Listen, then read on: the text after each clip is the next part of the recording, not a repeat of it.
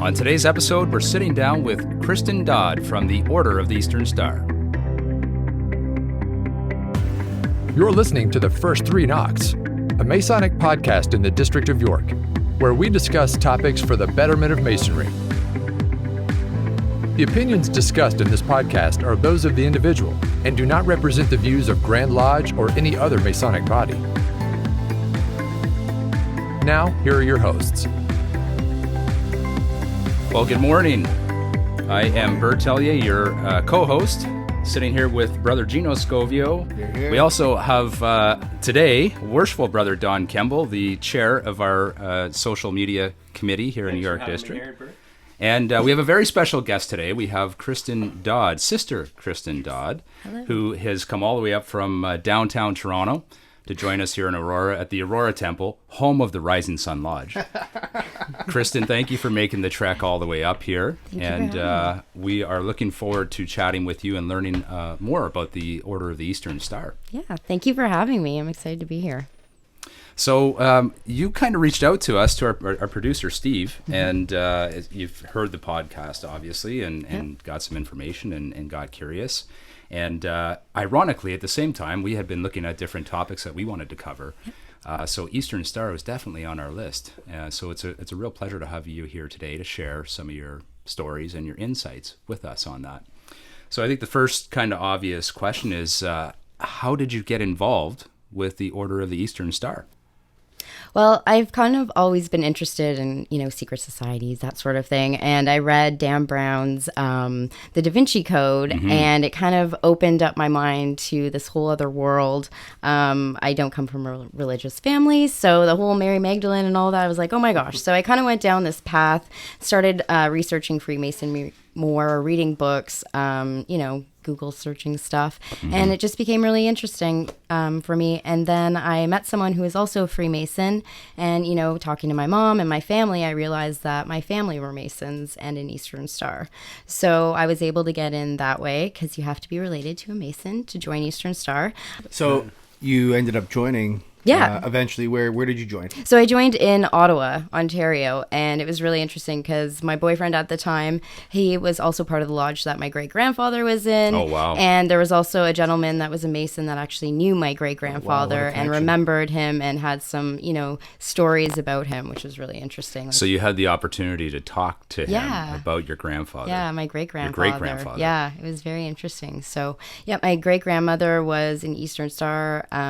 She had been in it quite some time. I'm not sure how long, but it was kind of neat to have that family connection, and kind of made it more special to me as well, being a part of something that my family had been a part of, people I hadn't known, and it was a really nice connection to have that. And to That's a great story. A lot of the folks we talk to who are involved with Freemasonry, of course, have a very similar story, where there somewhere along the line there was somebody who was involved with it.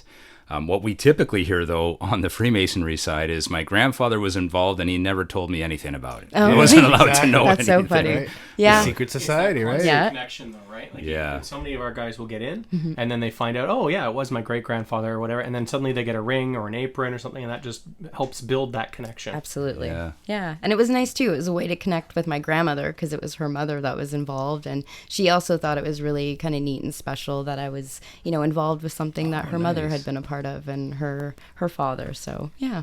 And think of the small world it was. Your boyfriend at the time was a member of the lodge that your great-grandfather was a member of. So, it was really interesting. The connections there are just Do you happen to know what lodge that was? Is it Chaudière? Chaudière? Oh, so was I it think in... it was Chaudière. It was in Gatineau's side? Or? Ottawa. It was in Ottawa, okay. Yep. All right. Oh, Yeah. Very cool. Yeah, it was Something for us to make note of on our travels. road trip. Road trip, yeah. Yeah, we do travel. Yeah. So how long have you been involved with the Order of the Eastern About Star? 5 years. Okay. 5 or 6 years, yeah. So it's a really interesting... I really enjoy the meetings. I found going to them, it was I could forget everything else. You don't have to worry about, people, or... It was just... Such a great point, because we have that in our own lodge, you know? It's nice, and we talk about it. Yeah. We close those doors, and all the distractions of the world are left outside because we don't talk about politics or religion or anything that doesn't create harmony in the lodge. Absolutely. So not ever having an opportunity to sit in to an Eastern Star meeting, I imagine that's exactly what you're talking about. That's kind of exactly. the same, right? Yep, it's exactly like that. It's really nice. And it's also, I think what's important too is it is a lot of older people that are in it. I was definitely one of the youngest people in my chapter, but what I loved about it was just listening to the stories. Yeah. And there's so many interesting stories and so many interesting people. And I really got a lot out of that. You know, I could just listen to these people that had all this information and knowledge and experience that I didn't. And it was just great access to that sort of thing. It's a whole big layer and level of real life education. Absolutely. Right? We have that here. Yeah. Having the honor have sat with Right Worshipful Brother Bob Butler, who now is not doing as good as we want him to be. But some of the stories that we've had over coffee that he shared on a one-on-one, you know. Yeah. And again, if I'd never joined Masonry, I would have never had the great honor and pleasure to meet a guy like that. Yeah. And have those items shared. So Absolutely. again, know exactly what you're talking about. Yeah, it's a really nice experience. So Kristin, you're down in Toronto now. I guess you must have moved then from Ottawa at some point. Yeah, I moved a couple of years ago. 4 years ago? Yeah, Okay. about 4 years ago. Yeah. All right. Yeah. In your experience with the Order of the Eastern Star, what are some of the most memorable experiences you've had with them? Some of the things that really strike you as cool, fun. Actually, it was the initiation ritual. Oh, yeah. I remember I was so nervous. I did not know what to expect at all. I was so nervous. I was shaking. I was like, oh my gosh. But it was a really amazing experience and a very memorable experience. Just the ritual aspect of it, I really enjoyed, and it was very special.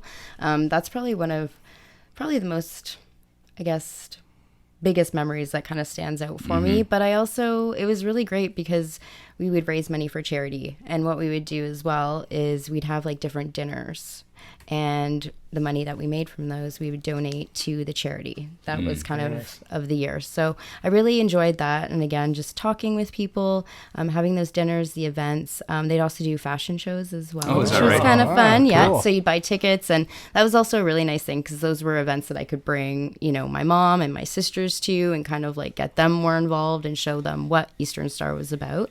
So yeah, it was just kind of like the sense of community, and just kind of getting out there and being able to give back. That's what I love the most, is that I'm doing something and it's contributing to a cause. Right. Something bigger than yourself. Exactly. Yeah. And that's kind of what Eastern Star is about. It's about like charity, being a good person, you know, just following and living your life in a very, you know, a good and just way. Right. It's like Freemasonry. Well said. Yeah, absolutely. You know, Yeah. it's like, be a good person. The you golden know? rule. Exactly. The Yeah. golden I rule. love how you really connected that to that feeling of community, because I know that's something that Masons really strive for in our lodges, is getting out, getting into the community, doing things for the Yes. community. Yep. You don't always see us, but Yeah. we see you and we're there to help. And I think that's Absolutely. so incredible to hear that's what's going on in Yep. your meetings, as well as the things. I love hearing that you got your mom and your sisters out too. I think Yeah. that's just incredible. Yeah. We don't do that enough. I know my wife does a lot for our lodge, but you know, at the end of the day, she's usually at home. So it's nice to be able to do Yeah. things where you can get them out. Yeah. Yeah, I think that's a good point, Don. The a lot of the folks that are involved in the Order of the Eastern Star really is that family unit coming together. Is that's what we see on the Masonic Freemasonry side, is a lot of folks joining that because they want to be involved with their wife or Yes. their family. Yeah. And that order absolutely gives that opportunity to do so. Yep.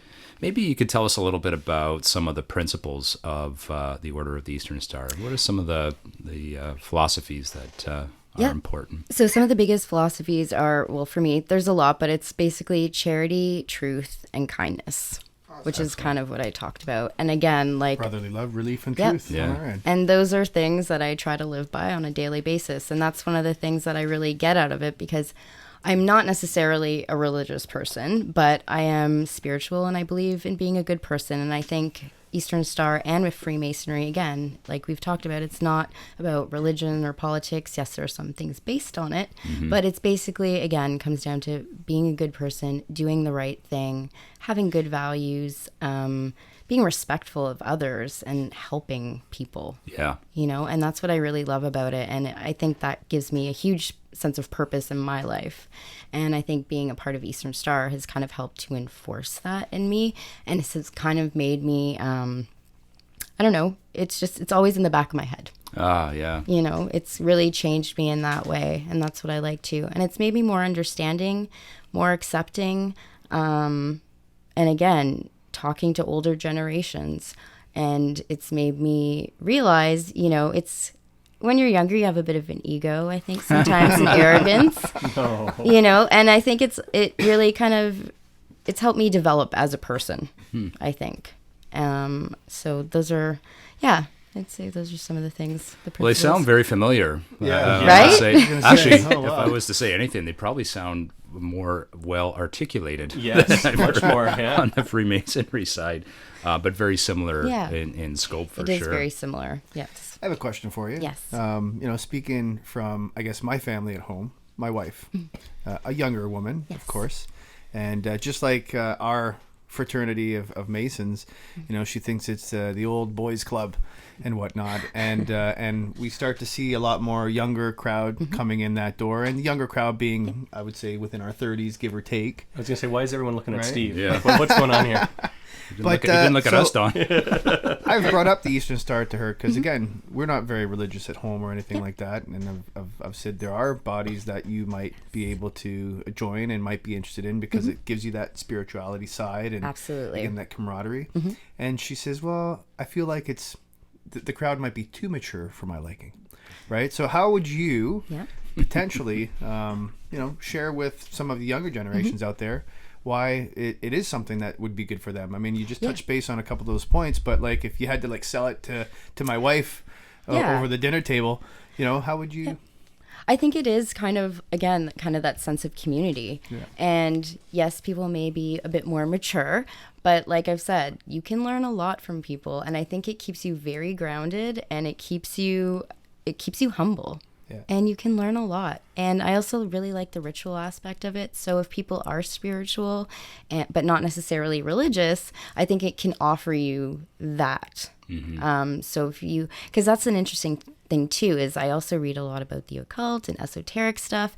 And I also find a lot of symbolism and kind of, I guess, similarities in some Eastern Star rituals and some of, the colors that are used and just different things that are associated with, esoteric knowledge. It goes deeper, I think, than, just making dinners and, having, do you know what I mean? Like it's so much deeper than that. And I think if you're looking to find, just like Freemasonry, if you're looking for things and knowledge, you can find it there. And it's based on how much work that you want to put into it as well. Awesome. So I would say to people, if you are spiritual and you're interested in something, you can get a lot out of Eastern Star. Right. It's how much you're willing to put into it and how much you want to get out of it. Awesome. Yeah. Again, I say that often. I was going to say, I think I've heard that every episode of the podcast. Right. The more you want to put in, the more you're going to get out. Yeah, no, it's absolutely true. And that's another thing. Like, there's so much information out there as well, too, right? Yeah. Like, it's easy to go deeper if you want to, and also talk to people as well. Well, I think I mentioned also right before we started the podcast, the one here in Newmarket, the chapter in Newmarket, they just had an open installation. Yep. Where, again, if you are related to a Mason and you had some interest, they had an open meeting where the public who had interest could come in. And we don't do that in our fraternity. So that's a great avenue if you really had kind of, some interest or wanted to look at it. And I'm guessing that they're not the only chapter in the entire Eastern Star that do that. So in Ottawa, in Etobicoke, and anywhere else, right? I imagine they do the same. Yep. Actually, the person that I was dating, my friend Sean at the time, he actually came to an open installation just to see what it was all about. And he also noticed, similarities in Masonic ritual as well. He's like, oh, this is really interesting. So, No, I feel if people go to an open installation, I think they'll see, it's not some, secret society that's like controlling the world. It's not like that at all. It's better. It's right? better. It's better. It Absolutely. really is. Yeah. Can I ask you, you said you have to be related to a Mason to Yes. join the Eastern Star. What does that relation have to look like? Are we talking seventh cousin 3 times removed, or are we saying like wife, daughter? So it can be a wife, daughter. You can be a niece. You can be a stepdaughter. You can be, so it's just, it's pretty open. Okay. But you do have to be, There just has to be that connection yes, somewhere. Yes. Okay. Oh, that's interesting. I didn't know that. Yeah. So you're all the way in Ottawa in a chapter out there, and you live in Toronto. How are those travels to get to the meetings? Do you even attend anymore? I haven't gone to a meeting in a very long time, unfortunately, and that's probably been one of the biggest challenges for me living in downtown Toronto is that there aren't any chapters in downtown Toronto. You must want to do something about that. I definitely want to do something about that. So if anyone can help me out with that, I would greatly appreciate it. All right. Yeah, that's probably been the biggest challenge, and I miss it. Because that was it was, again, like I've said, it was that monthly thing that I went to that was completely stress-free. It was a nice, enjoyable experience. I could just shut out the outside world and, just take comfort in being with a bunch of people that I really like being around and speaking to and, just enjoying myself. Yeah. Fantastic. Yeah. The interesting challenge that you just brought up in terms of there not being a chapter Yes. in Toronto. That's kind of sounds like an open invitation to create Yes. one. Maybe. Well, I was just know. going to say, Yeah. challenge Toronto. Yeah. Yes. The first 3 knocks, you heard it here. We need Yeah. a chapter out in the Toronto area. Downtown Toronto. Downtown Toronto area. There's So- one in Etobicoke, which I guess is technically, and then there's one, farther out in Toronto, but there's none that are very central. And that for me is a bit of an issue. Yeah. Because you work long hours and then I don't drive because I live, In Toronto? I live in, Because you don't have to. I don't need to. So it is challenging to get out there. Or if anyone's listening and, they happen to live downtown and they go to any of those chapters and they'd like to They could offer reach out a to fellow you. Yeah. sister a ride. Now, do you need a special building, or because I know a lot of our lodge, our temples are held in very specific places, and that's their purpose. Does the Order of the Eastern Star typically meet in a Masonic hall, or do you tend to meet kind of in a legion? No, it's usually in a Masonic hall. Yep. So I know there are many downtown Toronto. Many buildings, many so temples. we could make this happen. All right. Challenge accepted. We're Yeah. going to help you I would love fight that. that cause. Yeah. We'll see what we can do to promote it and help find the right people to Thank put you in you. touch. Yeah. And there's lots of Masons in Toronto. I'm sure Yes. that their wives, daughters, nieces, related family members would be just as interested, That would be if great. not part of a chapter that's already a distance Yeah. away. So Yep. And how many people would you need? I mean, if we're going to be hooking you up with these people, how many I calls are we actually making? would need to look into that. Okay, Yeah. but probably a handful I to would start, probably- yeah, I 7 to would say- 10 maybe to I get would started, assume, and yep. then I mean Yeah. the sky's the limit. And what most populous city Yeah. in Canada, we got to have a few. Yeah, you'd think of the city of 6 million people, there's got to be a way. Yeah. it's got to Yes. be 7 at Yeah, least. it was- There's going to be at least 7. Yeah, there's Help me gotta out be here, a way. people. Well, and maybe on that point, if our audience is listening and they're interested in the Order of the Eastern Star, or even interested in connecting with you, Kristin, we offer up our email address, the first 3 knocks at gmail.com. And we'd be happy to pass that along to Thank Kristin you. if you wanted to connect with her. You can do that through our podcast, through the first 3 knocks at gmail.com. Sounds good. Shall we take a moment to clear the secretary's desk?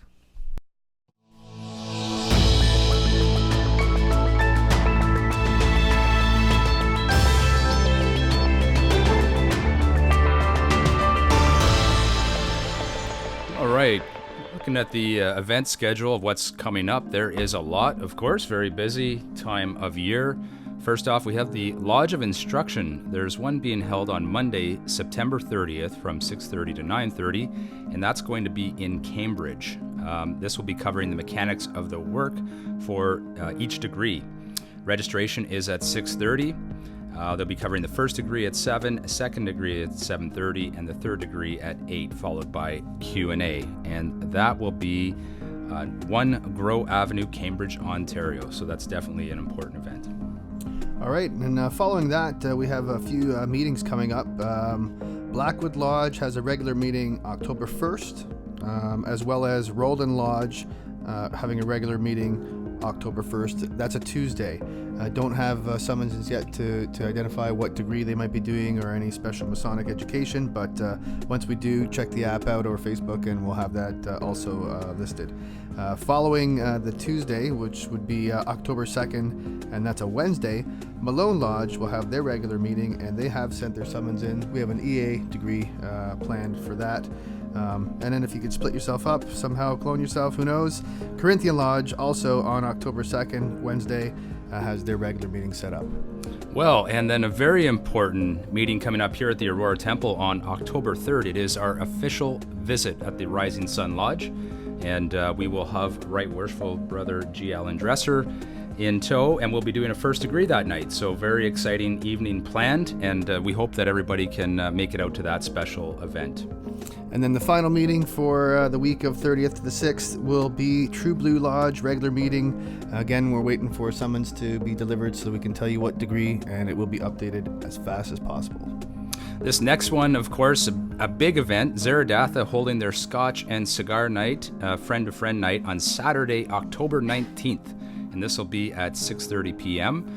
This will be led by Scotch expert Ethan Zahn, and that will be at Zaradatha Lodge at 36 Spruce Street in Uxbridge, and tickets are $50 per person. I know I'll be attending this one, and I'm bringing my mom. My Bonnie Mac is coming along because she loves herself some cigars and some scotch, so she's very excited about Get us some pictures going to of this that one. when it's done. And then I think the final event that we'll speak of coming up, it's outside the week that we mentioned, but it is an event you don't want to miss. Zaradatha, once again, holding up their ritual roundup. This time they are going to be putting the performance on for the final charge in the first degree, which is open to all Masons, and I believe they have a couple spots left still open. It is judged, and there is a pretty cool prize that you could win out of that. So again, that's going to be Monday, October 21st. Regular lodge meeting starts at 7:30. If you're interested, reach out to the Brethren of Zaradatha, put your name in, and they'd love to have you. It's a fun event. And that clears our secretary's desk. All right, well, we got another cool little segment to add here. Thanks to our friends at MasonGearShop.com. They sent us a cool Mason hat, and we want to, I guess, put it out there to our listening audience. We have a trivia question that we're going to put out there. We're going to, the first person to answer this particular question, we're going to announce it over our next podcast recording. And the way to answer this particular question is you have to email us at thefirst3knocks@gmail.com. That's THEFIRSTTHREEKNOCKS@gmail.com. Hopefully I spelled that right. Did you spell Gmail properly? Well, if you don't know Gmail. So on that said, Bert, what's our trivia question? So this is a famous Freemason. This famous Freemason was born on January 12th, 1930. As an adult, he was a professional Canadian ice hockey player and played as a defenseman for 24 seasons in the National Hockey League. He died following a single vehicle crash in 1974 at the age of 44. During his career, he played for the Toronto Maple Leafs, New York Rangers, Pittsburgh Penguins, and Buffalo Sabres. In 2017, this brother was named one of the 100 greatest NHL players in history. But beyond that, he is most known around Canada as being a successful businessman, being the co-founder of one of Canada's most popular fast food restaurant chains. And that's your question. Good luck. And we're back with Kristin Dodd from the Order of the Eastern Star. And Kristin, maybe one of the things we'd like to do with the audience is could you share some of the history of the Order of the Eastern Star? For sure. So it was founded by a man named Robert Morris in the U.S. In the late 1800s. I think it was 1877. So he based the rituals on 5 stories from the He based the rituals on biblical stories and women from the Bible. So there was Ada, Ruth, Esther, Martha, and Electa. Okay. Yeah. So it's pretty interesting. I actually, when I went to Washington, I did kind of like a Masonic Eastern Star tour, Very cool. and went to the Eastern Star Mansion, which was absolutely incredible.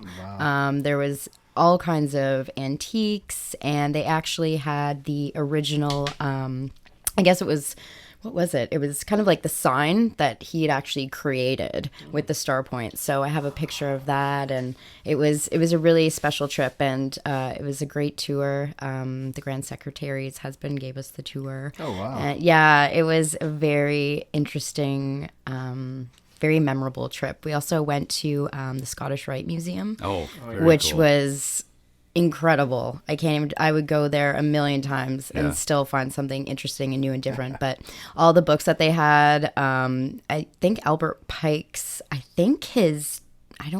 may have been his tomb is actually there. Yeah, so that was pretty incredible. Yeah, it was very interesting. And then they had a section that was dedicated to all the astronauts that were Masons. And they had a flag. It was, I think it was a Scottish Rite flag that was on, I think it was taken up to the moon. Oh, cool. Yeah. So they had a lot of different like Masonic like artifacts and antiques artifacts. So it was a really great trip. It was really interesting. So if you get a chance to go to Washington, I would definitely recommend going to those two places. Although with Eastern Star, you have to be a member to get into those particular bodies. Yeah. That Masonic pilgrimage is such a thing. Every Mason I know has gone somewhere, and wherever they go, it's like, oh, is there a lodge? Is it, can we get in? Can we take a look? Is there a meeting night? So that's really amazing to hear the same things true in the Order of Eastern Star. Well, the history there must be incredible. I mean, that was really around building a country at that time. So these Washington, people were, especially. very, very cool. And I applaud you for doing that. I mean, Gino, you do this a lot when you travel. You're always the guy going to the lodge locally. If like yourself, Kristin, if I could find my travels and lodges along the way, the family doesn't know the detours we take, but we take them. And what's funny right now is my wife is the one that sees them all on the fly. Like we just went up to Massachusetts for a family wedding. We went through Vermont for the first time ever, and that whole backcountry, and it was so awesome. And we're driving along, and she goes, square and compass. And it's like this cool building in the middle of nowhere. I'm like, oh, geez, they give me some notice. But even, again, where I used to live in Salem, home of the witch hysteria and the Puritans and stuff in New England, I lived a block and a half away when living in Salem years ago from the Masonic building, which is home of 4 different lodges and 3 different bodies. And it was funny because, of course, every time we go there, especially around October, you want to go up into Salem because of all the history of what happens. And so the girls are off shopping in the same stores that we go to every year. I mean, nothing changes. And so I just kind of Googled Masonic Lodge, and it's 357 feet away. I'm like, come on. Get out. So we took a tour around a corner my way, and sure enough, there it was. And again, it was closed. It was actually on the 5th floor of the building. Oh, wow. They owned the whole building. There was like a bank downstairs that was a tenant, and a couple of offices and whatnot. That's a good deal. The building was a good probably tenant. built from like way back. It was a nice old building structure. I jumped in the elevator and hit the 5th button, but you probably needed a magic fob or something to get up there. But yeah, I mean, I absolutely love taking travels and finding those cool little hidden gems, and I would have never known that had I not joined this body, because you don't know, but the rich history that you get to see and come with. Absolutely. It's very incredible. It's I would definitely go back. I've been 3 times. Oh, wow. And I feel like you're a super fan. It's just so interesting, like the history. It's incredible. I think that's something that maybe people should look into a little bit more, and like make that effort to go there and see it, because you can learn so much more. I imagine they host some meetings still there, correct? Yeah, they have a beautiful so you lodge should try to plan going to an actual meeting night. That would be cool. That would be pretty incredible. Awesome. Well, I'm glad we got connected with you, because now we have a chance to get into the Eastern Star and actually see what's going on there. So that speaking of getting in, how do you get in? How would you become a member? Well, like we discussed, you have to be related to a Master Mason. So again, in good standing. So the process for me was I emailed them. I went to the website and emailed them, and then I waited. And I was like, oh my gosh, am I going to hear from them? Huh? It is a virtue. That's what I was told. They're like, don't worry, like, it's all good. So, and then eventually someone got in touch with me, and then it was all about confirming my relationship to a Mason. So I provided the name of my great-grandfather and my great-grandmother. So they went back to the records, and funny story is they couldn't find my great-grandfather because there was a spelling error in the last name, but they did find my great-grandmother. So I was able to get in through that connection, which was really great. And then after that, I kind of had a sponsor, a lovely lady, Jan. And so I got to know her and met with her a few times. And then they had me come to like a dinner that they had. And I kind of met some of the women and the men that were in the chapter and had dinner and, you know, just kind of getting to know them. They're getting to know me. Yep. And then eventually I had my initiation. Awesome. Yeah. So it took a couple months, not too long. But yeah, it was a good process. And I think it's also important to have that period of time where you're meeting people and you're talking to them and you're learning and you can ask questions. I think that's really important too, because it is a really big commitment. And I think if you're really serious about it, it's a really good way to find out if it's for you. Right. The thing with Eastern Star too, though, there's not a lot of memory work, unlike Masonry. So that's another thing. I know some people are a little put off when they hear about all the memory work, but Eastern Star, there's very, very little. Which was great for me because my memory is horrible. We all say that. But no, I definitely think it's good to go there and meet people, talk to people, ask as many questions as you have. Again, people are willing to share their information, their knowledge, their experiences, and just make sure that it's, you know, something that you want to get into, kind of like Freemasonry. Yeah, I think there's a really important, in Freemasonry side anyways, a really important learning period for both. What we do is we have folks come to our dinners and just hang out with us and get to know us a little better, and we get to know them because, as you said, the commitment is a big deal. And with Freemasonry particularly, you don't get to know what you're really getting into until you're getting into it. So that's a really important piece. Now, another question for you is, once you get involved, like, what are the levels? How does the organization work? So it's not necessarily the same as Freemasonry. So there's basically just Eastern Star, and then there's the 5 star points. But then there's also the officer roles as well. Okay. So it doesn't have the levels that Freemasonry has, but it definitely has the 5 star points. And then from there, there's the worthy matron, worthy patron, associate worthy matron, associate worthy patron. There's quite a few roles that can be filled. Okay. I think I listed them all. There's quite a few. So, and usually each year, you know, it's kind of like Freemasonry. There is what's the word I'm looking for? An election? Yeah, there's an election, and then, you know, everyone's assigned like their position. Oh, so the installation. Yeah, the installation. That's the word I'm looking for. Yeah. So we have like an installation every year, and then someone's appointed their star points, or, you know, secretary or worthy matron, etc. So yeah. Very, very similar. Wow. Yes, I think it's very, very similar to Masonry. Yeah. It sounds like an excellent organization. It is. And I think I would reiterate here that if you wanted to connect with Kristin, you can do that through our email address at the First 3 Knocks. Gina, would you like to spell that out for our audience? This time. All right. The First 3 Knocks. First 3 Knocks. At gmail.com. And it's not the number 3, it's spelt out, correct? Correct. All right, there you go. You guys can figure it out. So if you wanted to connect with Kristin, you can do that through us, and we will make the connection for you. And if you want to learn more about Order of the Eastern Star, you can find it online as well. Kristin, thank you so much for coming in today. Absolutely. Thank you. Sharing your story and your very interesting story, and letting us learn a lot more about the Eastern Star, which is a really impressive organization. Yes. It's been incredible. Thanks. Thank you. I enjoyed my time. Thank you. Thank you for joining us for this episode of the First 3 Knocks. Happy to meet, sorry to part, happy to meet again.